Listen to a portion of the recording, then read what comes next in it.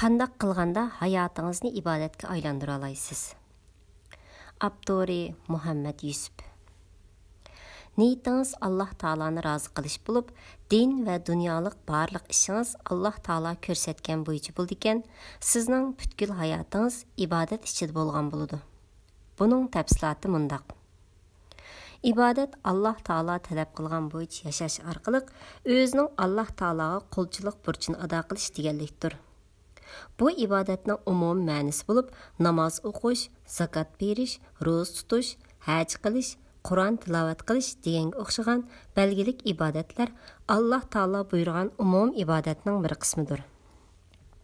Chunki ibodat dinning shundaqla hayotlikning hamma taraflarini o'z ichiga olgandek, insonning oshkora va yushirin butun ishlarini, tili va dilining amallarini o'z ichiga oldi.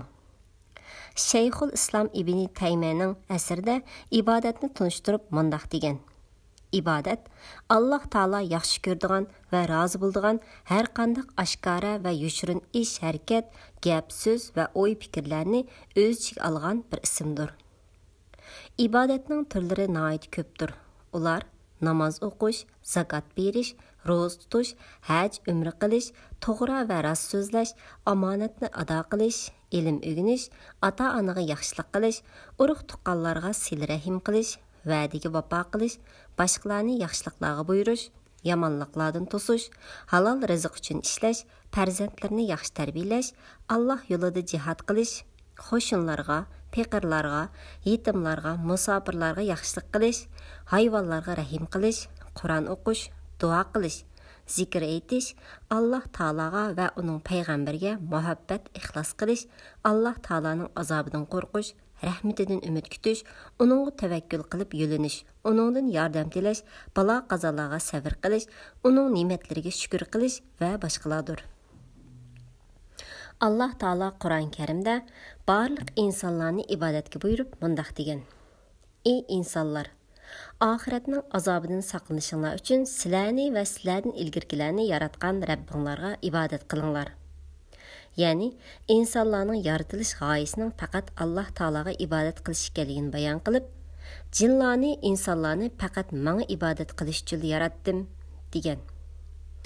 Allah Taala tarafidan kelgan payg'ambarlarning hammasining o'rtaq chaqirig'i Allohga ibodat qilinglar. Sizlarga Allah Taoladan boshqa hech bir iloh yo'qdir deyishdan iborat ilohiy prinsip edi. Kimki hayotining g'oyasini Allah Taolaning amr farmonlarini o'rinlashdan iborat ulug'vor maqsadga bag'ishlaydigan, uningdan sodir bo'lgan har qanday so'z, harakat, ish, faoliyatlarning hammasi Allah Taolaning dargohida ibodat bo'lib yozildi. Mana bu Allah Taolaning jinlarni, insonlarni faqat menga ibodat qilish uchun yaratdim degan muqaddas so'zining taqozzosidir. Chunki biz ibodatning ma'nosini namoz, ro'za, zakot, haj qatorliq shu muayyan ibodatlarga qisqartib qo'ydigan bo'lsak, bu oyatdagi yaratilishning g'oyasi qilingan cho'nqur ma'nini tushunmagan bo'lamiz. Bu muayyan ibodatlar bizning umumiy ibodatlarni davomlashtirish yo'limizdagi ma'naviy g'o'zalardir. Bizning yer yuzidagi bu chekli hayotimiz amaliyotda Allah Taolaning yo'lidagi, Allah Taolani rozi qilish yo'lidagi uzun safar bo'lib, xuddi uzun yo'lga chiqqan yo'lovchi avtomobilning shofiri yo'lni oxirigacha davomlashtira olish uchun yo'l bo'yidagi mayqachlash o'rinlarida mayqachlab minishga muhtoj bo'lgandek, Allah yo'ldagi uzun safarning karvonlarimi namoz, ro'za, zakot, Qur'on o'qish, haj qilish qatorliq muayyan farzlarni o'rinlash orqali o'zlarining ma'naviy g'izosini ta'min etadi.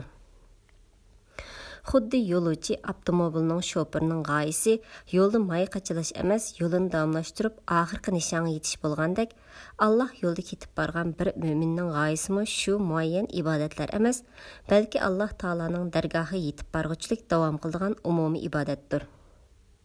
Islom mutafakkiri Allama Muhammad G'azzali bu haqda mundaq deydi. İslam demek kam ziyoda qilishga bo'lmaydigan, hatto barmoqlar bilan sanig'ili bo'ladigan ozg'in ibodatlar emas. Balki u insonning hayotdagi o'z vazifasini o'tashga salohiyatli bo'lishdan ibodatdir. Biror zavodni yasamoqchi bo'lgan injener u zavoddan ishlab chiqarilgan mahsulotlarni emas, bu zavodning hamisha ishlab chiqarishga salohiyatli bo'lishini ko'zlaydi. Aeroplanning salohiyati uning uchish uchun har zamon tayyor bo'lish bilan, qalamning salohiyati yozish uchun hamisha hozir bo'lish bilan bo'lgandek, insonning amal ibodatining hamisha Alloh taologa yaramliq bo'lib qabul qilishimi uning niyatining durust bo'lishi bilan bo'ldi. İnsanның niyeti hər ishda Alloh taolaning buyruqlarini o'rindash va Alloh taolo ko'rsatgan bo'yicha hayot kechirishdan iborat bo'ldi ekan, uning hayotdagi butun ishlari o'zligidan ibodatga aylanib turdi. Pul bosadigan zavod qimmatsiz xom ashyolarni qimmatli pul qilib chiqargandek, insonning niyati salohiyatli bo'lsa, uning hayotdagi butun ishlari ibodat qatoridan o'rin olaverdi. Amal ibodatlarning qabul bo'lish shartlari.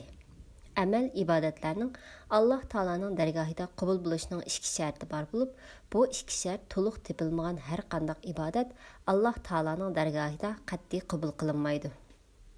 Bu ikki shart: birinchi, amal. Ibodatda Alloh taolaning roziligiga erishishni maqsad qilish.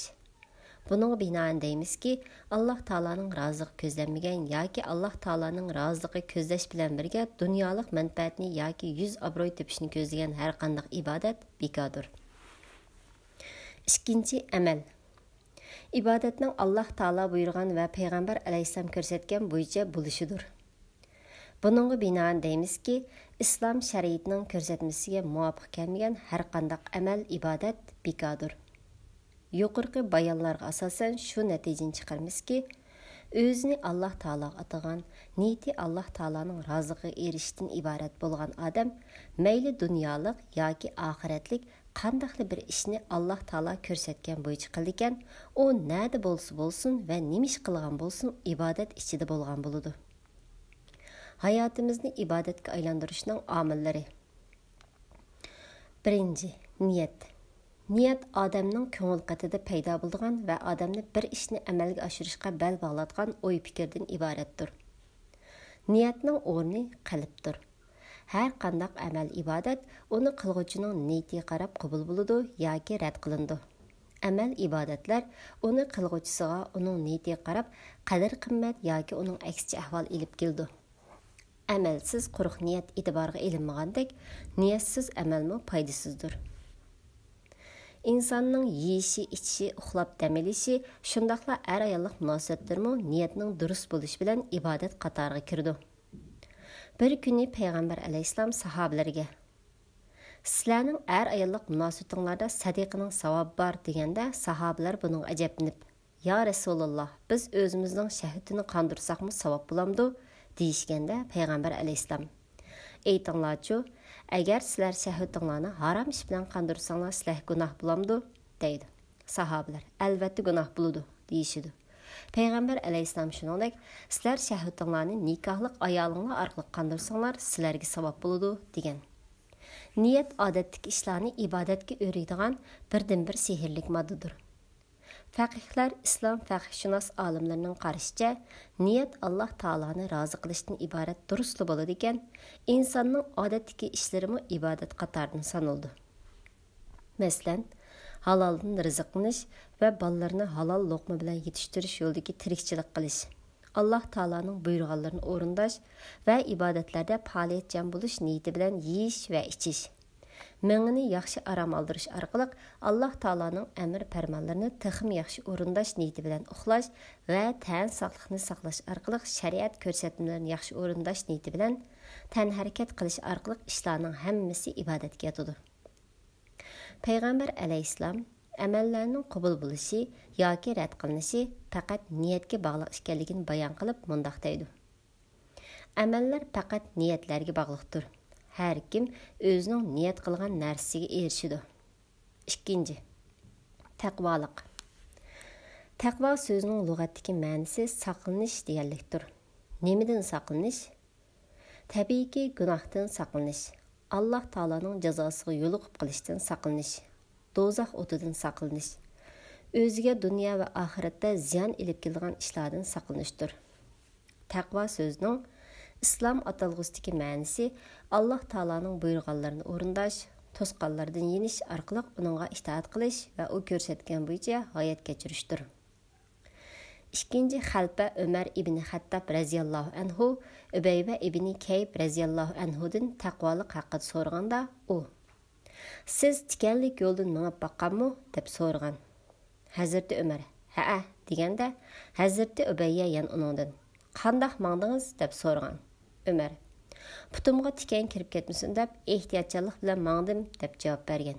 Bu vaqtda Ubayya uningga, "Taqvoliq degan ana shundoq bo'ladi" degan. Ya'ni tikanlik joydan mangan odam putumga tikan kirib ketmasin deb ehtiyotchilik bilan mangib, o'zini ziyon zahmatdan qo'ydigandek, taqvodor odammi hayotlik musofasida gunoh, yomon ishlarni sodir qilib qo'yib, Alloh taolaning jazosiga uchrab qolmaslik uchun hamisha ehtiyotchanlik bilan harakat qiladi. Taqvolikning eng ixcham ma'nosi Alloh taolaning o'zini ko'zitib turganligini esdan chiqarmaslik va har ishda mas'uliyatchan bo'lib, mas'uliyat tuyg'usi ichida harakat qilish deganlikdir. Chunki mas'uliyatchanlik degan qilishga tegishlikni vaqtida qilish, qilmaslikqa tegishlikni qilmaslik degan bildirdi. Mundaq odamning ko'ngli xotirjam, vijdoni rahat, kelajagiga kapolatlik bo'ladi. Xalqimizda o'zini so'rgan xonning oldiga bormabdi degan hikmat bor. Chunki o'z mas'uliyatini o'rindagan odam xalqning va Alloh taolaning oldida hech qanday aybkor bo'lmaydi. Shunga o'z mas'uliyatini ado qilgan odam taqvo odamdir. İnsanның Alloh taolaning haqlariga, insonlarning haq-huquqlari qarta mas'uliyat tuyg'usi bilan yashashi uning taqvoliqidir. Payg'ambar alayhisalom taqvolikni mundoq bayon qilgan. Bir-biringlarga hasad qilishmanglar. O'zinglar olmaydigan molni boshqalarga setish uchun ularni ziyonga uchirtib, bu molni maqtab, uning bahosini oshirmanglar. Bir-biringlarga adovat tutmanglar. Bir-biringlarga tuzoq qurishmanglar. Bir-biringlarning savdosi ustiga savdo qilmanglar. Ey Allohning bandalari, o'zaro qarindosh bo'linglar. Musulmon musulmonning qarindoshidir. Musulmon musulmonga zulm qilmaydi. Yordamga muhtoj bo'lgan chig'ida uni tark etmaydi. Uni xor va faqir ko'rmaydi. Taqvolik bu yerdadir. Payg'ambar alayhisalom ko'ksiga ishorat qilib turib, taqvolik bu yerda degan so'zni 3 qitim takrorlagan. Go'yo payg'ambar alayhisalom yuqorqi ishlarning hammasini taqvolik deb sanagan. 3. Güzel axloq. Güzel axloq o'zimizga, atrofimizdagilarga, jamiyatga va butun insoniyatga foydali bo'lgan, dinimizning prinsiplariga uyg'un kelgan va dinimizda buyurilgan ishlardir. Bu islomiy güzel axloq deb ataldi. Güzel axloq doirasiga kiradigan yaxshi ishlar va adolatlar intayin ko'p. Masalan, har ishda to'g'ri adolatlik, rostchil bo'lish, va'daga vafo qilish, omonatga ishonchlik, sevgi, vafoliq, iymon, e'tiqodlik bo'lish. Oilasidagilarga mehribon, ota-onaga vafodor, urug' tuqqanlarga kuyimchan, qo'shnilarga apuchan, hayvonlarga rahmdil bo'lish. Mayli dunyolik bo'lsin, mayli oxiratlik bo'lsin, o'z vazifasini bilish va o'z vaqtida o'rindash. Xatoligini dodil e'tirof qilish. Adablik, jasoratlik, sehiy, mard, pokiz, madaniyatlik, ko'ksi qorni keng bo'lish. Har ishda haqiqatni ko'zlash, o'ziga ishonish, o'ziga yo'linish, vijdonli, g'ururli bo'lish, nomusni saqlashni bilish, vatanga, xalqqa va butun insonlarga manfaatli bo'lish va boshqalar. Axloqi go'zal bo'lgan odam ibodat ichida bo'lgan bo'ladi.